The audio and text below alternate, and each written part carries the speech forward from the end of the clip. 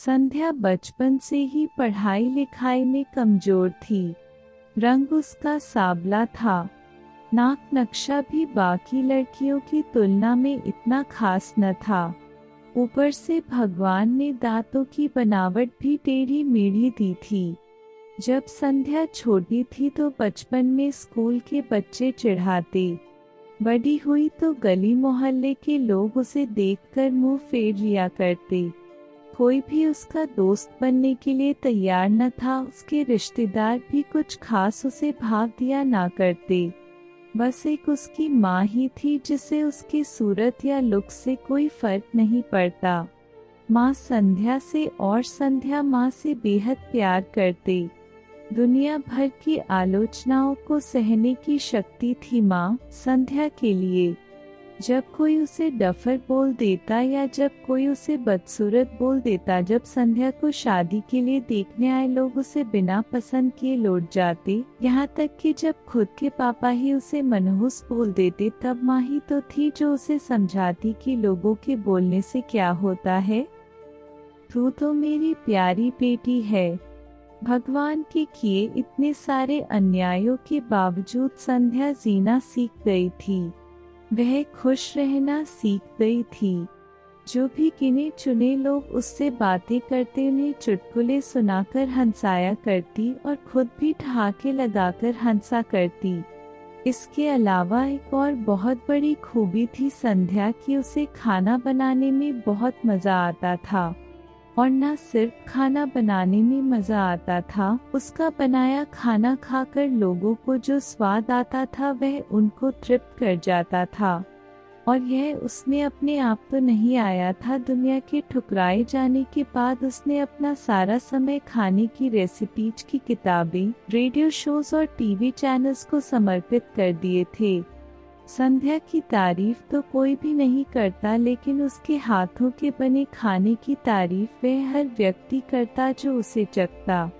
इस एक गुण की वजह से संध्या अपने आजू बाजू की औरतों में फेमस हो गई थी, क्योंकि जिसे भी खाना पकाना सीखना हो या कुछ नया पकवान बनाना सीखना हो तो वह संध्या के पास आती और संध्या भी खुशी खुशी उन्हें सब सिखाती। उसके पास आने वाली औरतें अच्छा खाना बनाना सीख जाती, लेकिन लाख कोशिश करने के बाद भी संध्या के हाथों का वह जादू जो सबको तृप्त कर जाता वह कोई ना सीख पाता। संध्या की जिंदगी इन्हीं उतार चढ़ावों के साथ कट रही थी। एक बार फिर से माँ बाप ने जी तोड़ कोशिश कर एक फैमिली को संध्या को देखने के लिए मना लिया था। अगले दिन लड़का संध्या को देखने आने वाला था। संध्या को इस बात की खबर होने पर वह दुखी और गुस्सा हो गई थी कि बिना उससे पूछे पता नहीं क्यों माँ बाप लड़कों को बुला लेते थे और उसका मजाक बना देते थे। माँ ने संध्या को समझाया था कि ऐसा ही होता है, कोई भी बेटी अपने माँ बाप के यहाँ हमेशा नहीं रहती, उसे एक दिन शादी करके जाना ही पड़ता है। अगले दिन संध्या सुबह सुबह ही लड़के वालों के आने से पहले ही सज सवरकर कहीं निकल गई थी। उस दिन लड़के वाले घर आकर माँ बाप को बहुत खरी खोटी सुनाकर गए थे। वैसे भी पापा को संध्या पर हमेशा ही गुस्सा रहता था, लेकिन उसकी इस हरकत ने उनको गुस्से से पागल कर दिया। उस दिन पापा ने संध्या का सारा गुस्सा माँ पर उतार दिया था, ये कहकर कि एक मनहूस बेटी को जन्म देकर भी तुम्हारा मन नहीं भरा था, इसलिए उसको लाड प्यार देकर सर पर बिठा लिया है।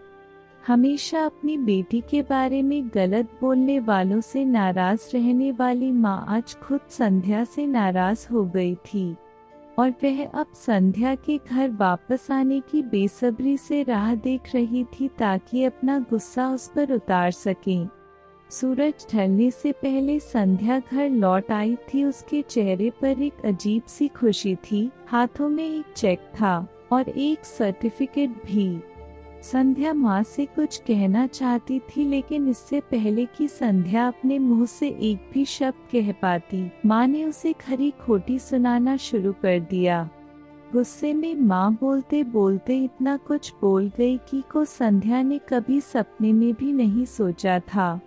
माँ ने कहा, बाकी सभी लोग सही थे, तुम सच में मनहूस हो। तुम्हारी वजह से हर कोई परेशान है। अच्छा होता जो तुम पैदा होते ही मर जाती, यह दिन ना देखना पड़ता हमें। गुस्से में बड़बड़ाती और सब्जियां काट रही माँ ने एक बार भी संध्या की तरफ नहीं देखा था।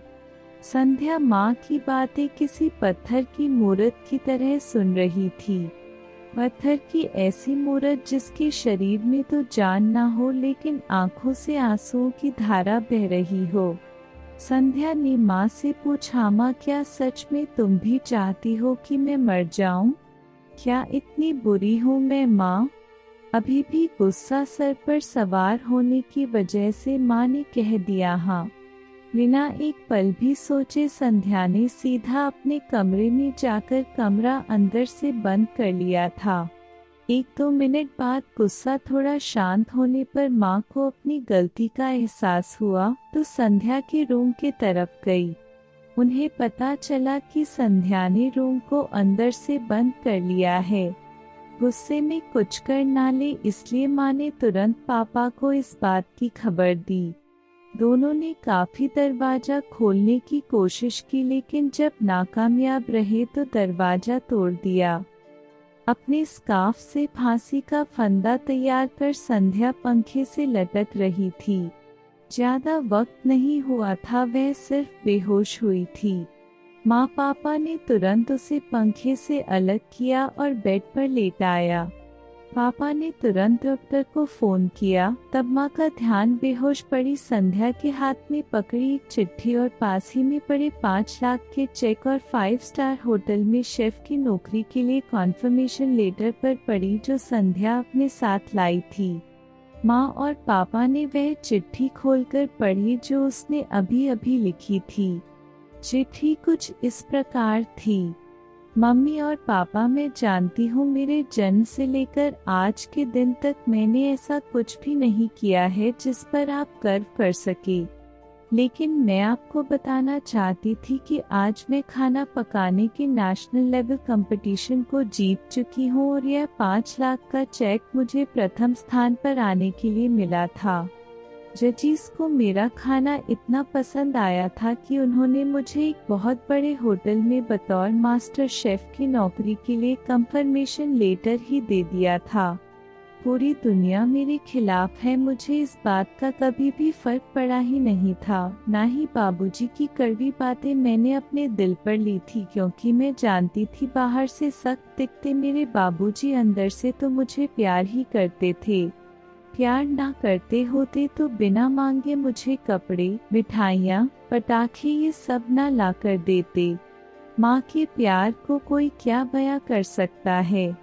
मेरी माँ मेरे लिए मेरी सारी दुनिया थी। जब माँ मेरे साथ होती तो मुझे किसी बात की परवाह ना होती थी। मेरी माँ मेरी थी इसलिए मुझे किसी और की जरूरत ना थी। मेरी माँ मेरे साथ नहीं है तो मेरी दुनिया मेरे साथ नहीं है, इसलिए मैं आज दुनिया को ही अलविदा कहकर जा रही हूँ।